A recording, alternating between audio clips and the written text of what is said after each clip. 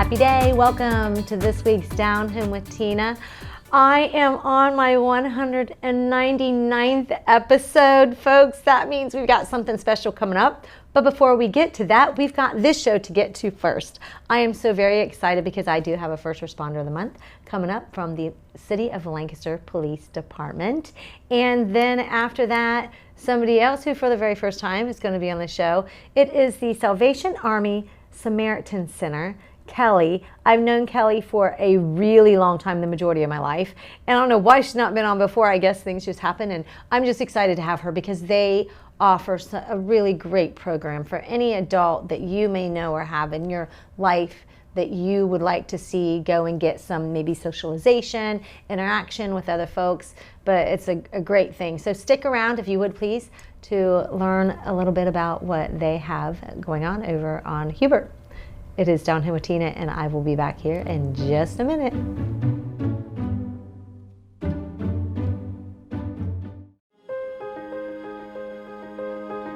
Fairfield County has so many wonderful resources for those in addiction with mental health issues. There's so many great court supports to promote accountability so that there's just a positive change across the board. There's so many great interactions within all the community agencies. The Adam H. Board is wonderful at providing resources for the whole population to be able to make sure that all those barriers are met and that those needs are taken care of. I like working in Fairfield County because it provides me the opportunity to make positive change where I live. Fairfield County has a great network for veterans to help. It makes me proud that we know we take care of our veterans here. I'm kind of new to it. I've been here for about a year, but it's interesting because you get a little bit of everything. We're right here smack in between the big city of Columbus and Appalachia. So you get to work with all kinds of people, get to do all kinds of things. But my favorite thing about Fairfield County is the people.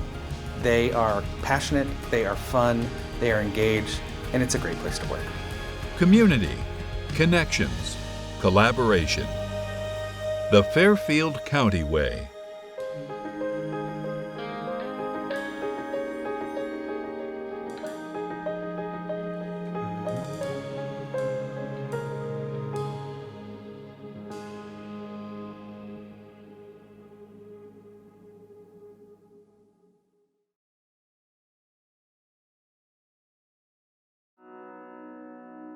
The Frankie Smith Funeral Home and Crematory in Lancaster and the Johnson Smith Funeral Home in Baltimore have a long and wonderful history of serving our community. Feel free to give us a call at 740-653-0652. Stop in and see us at either of our two locations, 405 North Columbus Street in Lancaster and 207 South Main Street in Baltimore. Respect for tradition, regard for change.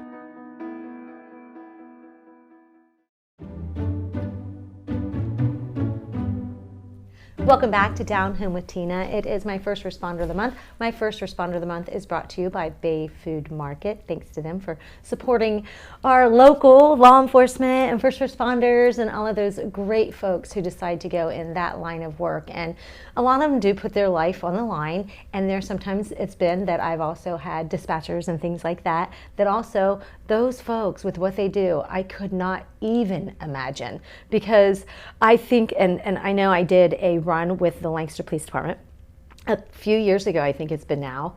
Wow. I think it was one of the busiest days of that year. I can't say it in history by any means, but of the year. So we went nonstop. And just knowing that you don't know what's going to happen next, I think that says so much for those who decide to go into any kind of line of work when it comes to being a first responder. And I think that's kind of like, should be part of the definition, first responder, never knowing what's going to happen next and being mentally prepared for anything. So with that being said, I have with me Justine Hafley. She is with the City of Lancaster Police Department.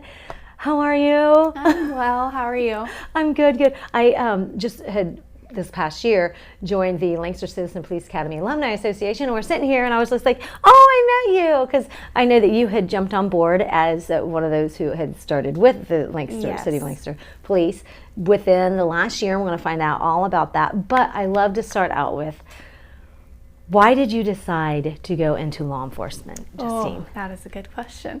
So my dad would kill me if he saw me saying this, but my dad is actually a trooper. So I always knew growing up I did not want to do that. I was not going to go there, not going to do it, but I knew I wanted to help people in some form or fashion. So I told myself, okay, I'm going to go the fire route. So when I was younger, I got hired by another sheriff's office as a dispatcher, kind of to get my foot in the door. I worked in Central Columbus for about 6 years. Wow. Yep. And then I decided I really like this, but I am a hands-on type person, so I wanted to be on the other side doing it. So then I was like, well, maybe I'll just put myself through the police academy. And I did it, and then I got hired on part-time while I was still working as a dispatcher on the road, and I loved it. So I decided to make it full-time. What is the difference, do you find, with being a dispatcher and then, of course, going out there? Because, I mean, I know, and I get it that you're on the street, but as far as, and how has it helped you as a police officer from being a dispatcher? I always say that I wanted to be on the other side doing it, but in reality, it's a completely separate job. It really is. As a dispatcher, you answer the phone first. You are their first line of contact when they call 911 or even the non-emergency line. Yeah. But as a police officer, you actually are seeing them in person. So it's kind of funny how they say it, like the nurses have the police officers end of the story, but the police officers have the dispatchers end of the story. So kind of in that line. And I think as a dispatcher, it helps me get my foot in the door, just a little bit of experience, knowing like what information police officers need and how to talk to people.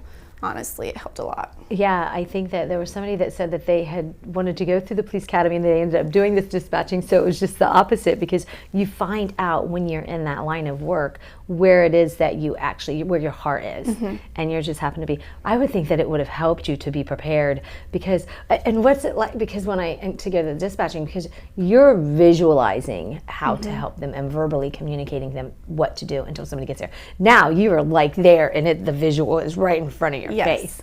So what's that like as a police officer for you? I feel like you kind of have to take that barrier off. You don't have that barrier of hearing them through the phone anymore. You are there with them in person. You have to make those decisions. You have to make choices and decide like what it's going to happen from here on out. So how many years has it been that you have been in law enforcement, not counting the dispatching? Not counting dispatching, almost 2 years. Almost 2 years now, yeah. So it was part-time in the city. What's it like compared to there to here? Is it a lot more active? I mean, there's a lot more people, so that would make sense, but. Well, I didn't actually, so when I was on the road, I worked down near Pickaway County. So it was more rural and small town people. So it was very slow, actually. But coming to Lancaster, it's a lot faster paced. But honestly, I love the community here. Yeah, I was just going to ask you that. What do you think about the job, and where do you look to go in the future as far as your career? I really like the community side of it, playing with the kids. My favorite part, especially like little girls, when they say, "Oh, mommy, that's a girl cop," or that is one of my favorite parts of it.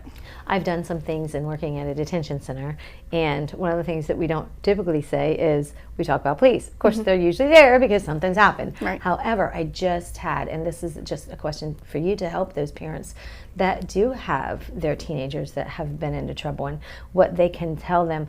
This is what I did. We actually, at one point, had one of the kids say in front of all the other kids, because I was helping with life skills. What do you want to be when you grow up?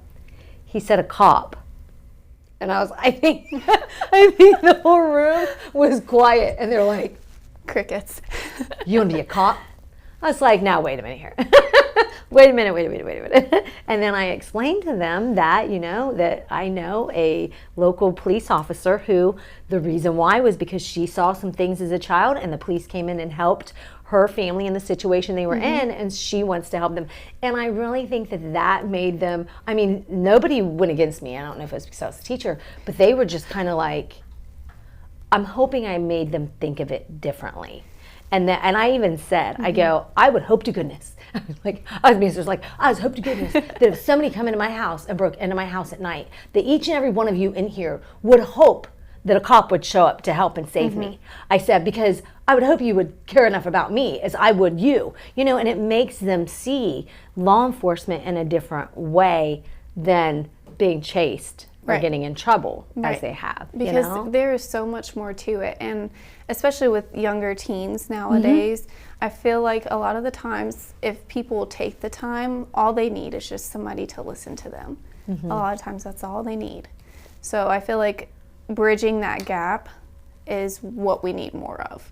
We need more of that community interaction, and that's what I want to be a part of. Yeah, and I love it because it's really just letting the kids really know that that's what you guys are there for. And there to is protect somebody them, that's going to you listen know? to them and care for them. That's it. Yep. Yeah, and that's what, it's funny because they know, and just talking that I cared, they're just like, thanks for caring. Thanks for caring, Misty. You know what I mean? So, but I want them to realize, what we've got out there. So anyways, anything else that you would like to share with what's going on with the police department? I mean, because, anything that you... Well, I'm coming up on a year, so I'm still just trying to get through and keep my head down, know my bearings. But honestly, it's been a fun ride. So I'm enjoying my time so far. Well, good. Well, good luck with everything. And Thank you. I know we were talking about how many females we had on the police department, and you said you're looking up to maybe 6 now. We're at 6 now. Yay. I'm going to have to work on talking to Sergeant Sims about getting some more females. Yes. No, but I do love it that how you said, some little girls will look up and they're like, that mommy, or, that's a female police officer or cop and stuff. Do you get to do anything with the DARE programs at all? I know we have the DARE officers, but I didn't know how often you guys get to get out there. We do our community events like the Shop with the Cop, the fair, and things like that. So that is pretty fun. Yeah. So if you have a little girl, you guys, or, of course, a young man as well that's interested, stop by. I'm glad you said that because the Fairfield County Fair, they have the tent, and that is another great way to go in and communicate with the police officers for the city of Lancaster to just get to learn a little more about what you guys have to offer. And you always have little goodie bags or goodie things to hand out and give to them. So with my first responder of the month, you always get little gifts. So I've got a little gift in here for you, and I can get and little treats. So anyways, thank you so much, Justine, for what you do and everything. And stay safe out there. We keep you all in our thoughts and prayers all the time. Thank you. Folks, I am so happy to always have our first responder of the month on the show. So if you do happen to know of one that you would like to recommend, don't hesitate to send me an email at downhomewithtina@gmail.com. And don't go anywhere. I've got a great gal who I have known for many, many, many years, but it's her first time on the show. Coming up next, it is Down Home with Tina.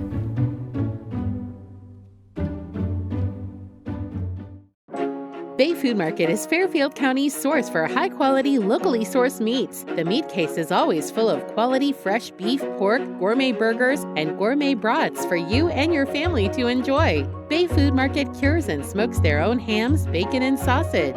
Visit Bay Food Market at the corner of Maple and Walnut Streets in Lancaster and discover the Bay Food Market difference. Open daily 8 a.m. to 6 p.m., closed Thursday and Sunday. Bay Food Market, proudly serving Fairfield County families for more than 90 years.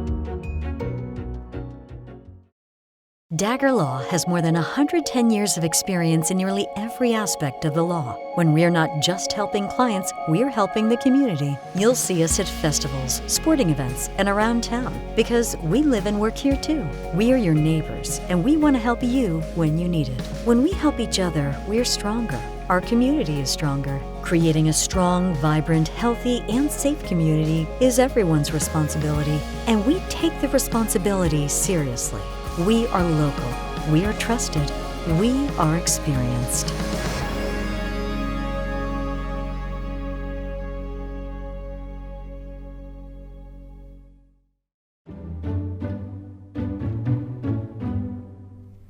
Welcome back to Down Home with Tina. I have a longtime friend that is a guest on the show, but we're not here to just catch up and find out what's been going on for the last several years. However, she's got great and exciting things I would love to get into, but that's not what it's going to be about today because I know we have plenty to discuss and talk about. Being that she's the first time guest on here, she is with Salvation Army Samaritan Center. She is the program director, an awesome nonprofit organization. And I know because my step-grandma many moons ago was somebody that had gone to this, and I'm going to let you share all of those details because I don't want to mess any of it up. Welcome, Kelly. How are you? I'm doing well. Tina, thank you so much. I'm so excited to be here.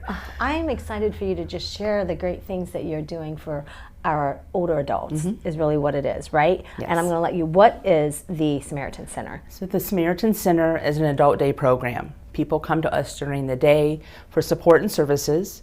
We not only support the participant who joins us, but then their families. So the families get some much needed rest, sometimes to work, go to the grocery store without needing to worry about where their loved one is in the store or in the car or whatnot. But it is a daytime program, and we provide transportation to and from. We have an activity coordinator who creates a great activity list. We do something to challenge the body every day, something to challenge the mind. So we're playing chair volleyball, we're playing putt-putt, cornhole, modified, of course. All modified. And then we do our own. I'm kidding. No. And then we do something to challenge the mind. So bingo, that's a very popular thing. Word games like Wheel of Fortune, trivia games like Jeopardy. You do not have to answer the question in the form of a question. Yeah. So it's just, again, a lot of fun. A lot of friendships have been formed. A lot of just checking up on each other and looking out for each other. Yeah. So how does one qualify, or who can qualify? What's that process? So if you need support during the day, our stopping point is if somebody is a total lift or if they're very disruptive. Okay. But for the most part, if you need services, if you need support, if you're bored and want to get out of the house, come see us. What ages is this for? It is exactly. an 18 and over program. It is, so it's It not is. necessarily It is. for older adults. It's any Correct. adult. Now, most of our folks are older. Our Okay. youngest is in her 40s. We have every decade in between, and we have folks in their 90s. So our average age is probably mid-70s. Okay. Yeah.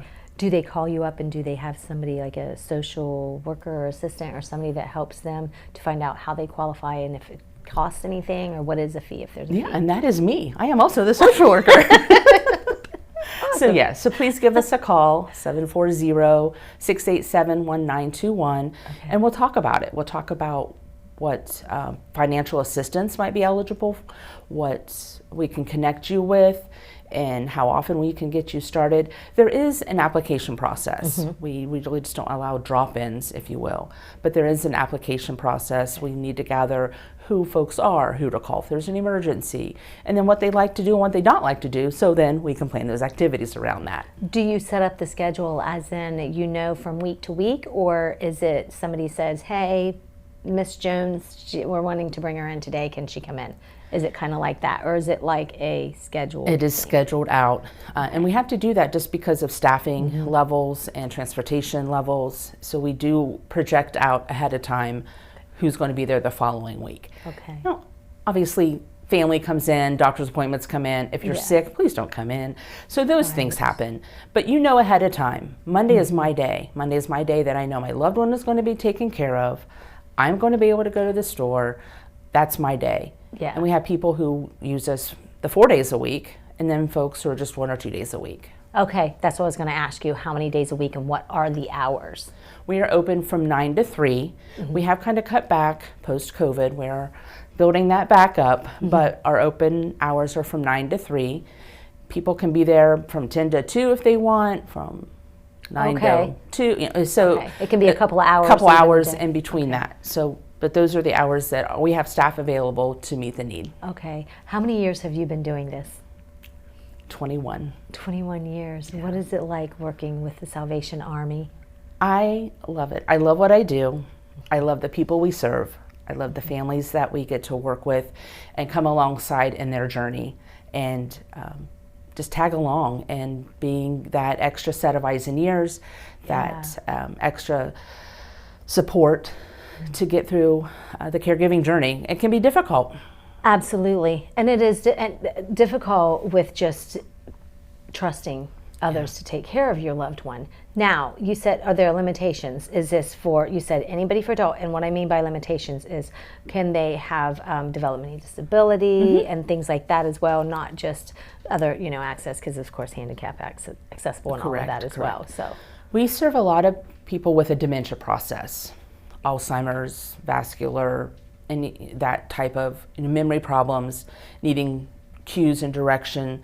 Okay. Needed, why am I here? Your loved one's going to pick you up in a little while, and so the neat thing about our program and our staff is a lot of us have been caregivers ourselves. We've either cared for our spouse, our grandparent, our parent. So yeah, we have that heart. We understand, and we want to treat our participants like we would our own family, with that love and concern and compassion. Sure. And this can also be something that if somebody's going through rehabilitation and they're just not able to go to the grocery store with, and you don't want to leave them alone, it can be temporary. It doesn't have to be a long-term thing. It is true. Obviously. We are often a stepping stone. Stepping stone either to more care and support, or stepping stone to less restrictive, more independence.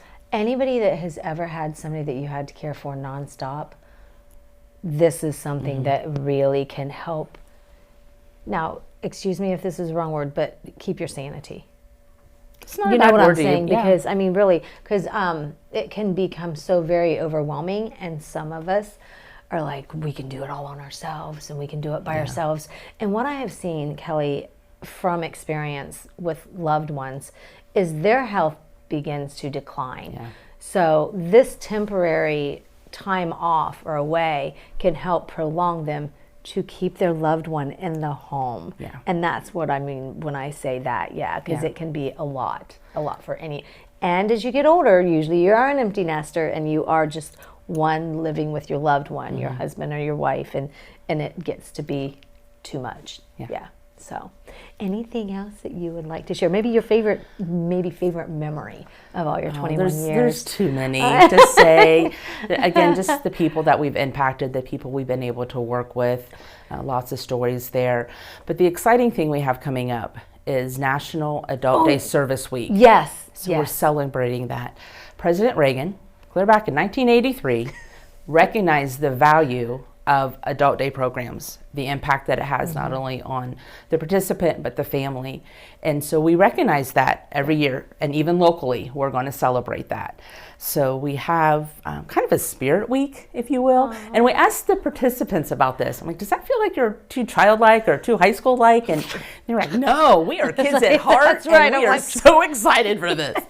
So the first day, Monday, is Decades Day, because again, we have so many decades that we represent. Yeah. So we're going to dance a little and karaoke a little and just play a little with every decade that we have there. Okay, dress up in that decade too? Yeah. I don't know that I can get my bangs as high as I used to, though. I can probably find some rave hairspray somewhere. I think they make it. Yeah. Go ahead. And then Tuesday is Sports Day. It's fall, the sports, so whether you're college or pro, it's once a week at least somebody is yelling OH with the echo of IO. So we're going to incorporate the sports theme. Wednesday is Pajama Day.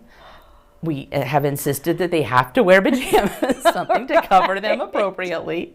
That is funny, but that is so good you said that. To remind them. But that day is going to be fun. We have Angie Gallus coming in to do some chair yoga. She's become a good friend of the Army of the Samaritan Center, so she's going to do some chair yoga, some relaxing stuff.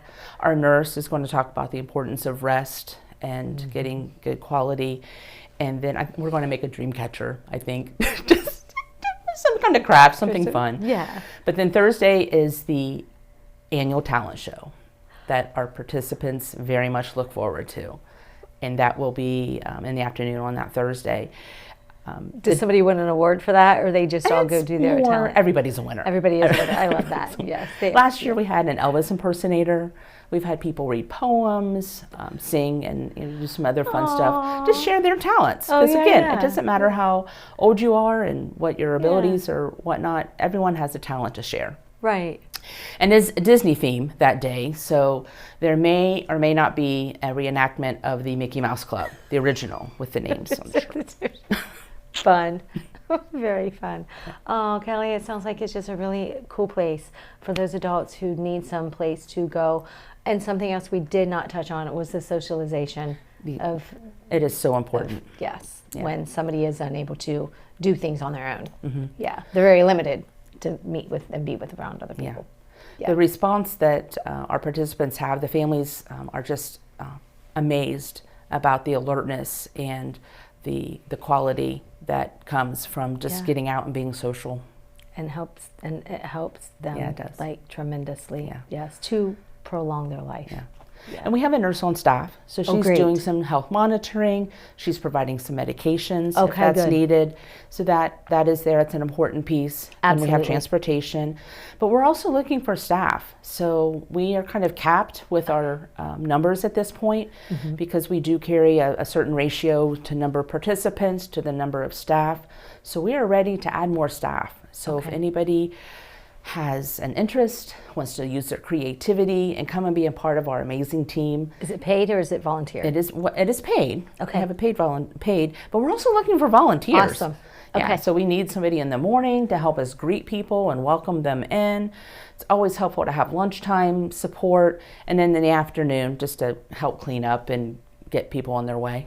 Wonderful. Your contact information, and do you have a Facebook or We website do. or anything? The Salvation Army, the Salvation Army Samaritan Center is our Facebook page. Okay.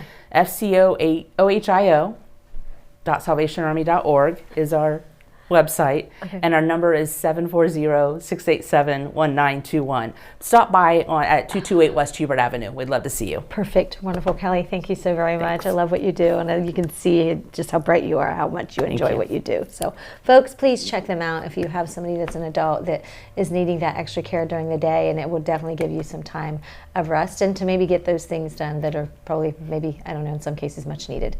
Thanks so much. Don't go anywhere. I'll be right back. It is Down Home with Tina.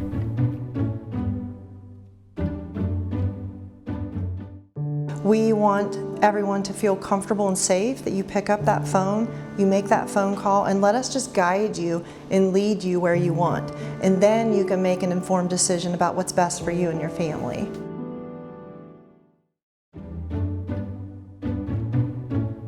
Down Home with Tina is brought to you by these amazing sponsors, and thank you to those sponsors.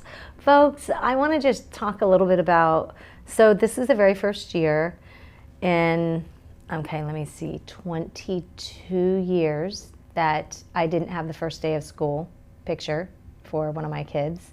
It's the first year that, not so many years with that, but for many years, that I'm not going to some kind of sporting event. It is the first year that so many new things that are not first for me anymore. And with that being said, it was when it was the last day of things a year ago, because my daughter graduated from high school this year, those were tough days. So any of you going through that, I just have to say, enjoy every single moment. Those of you who have young ones and you are going to 3 different sporting events, if you have, well, even one kid can have 2 or 3 different events that they do, just enjoy the time now. You'll have plenty of rest later. You say, oh, funny, Tina, you say that now. No, I was there once. You're going to miss it when it's gone. Just take in every moment, enjoy everything. Even if they have their tough teenage days, take in and enjoy, because before you know it, they're going to be so independent and they're going to be out on their own and they're going to be doing their things.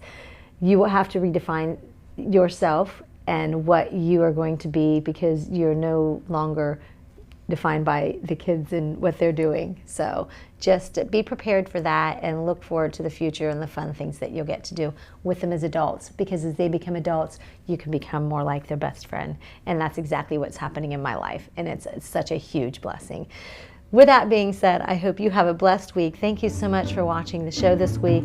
It is Down Home with Tina.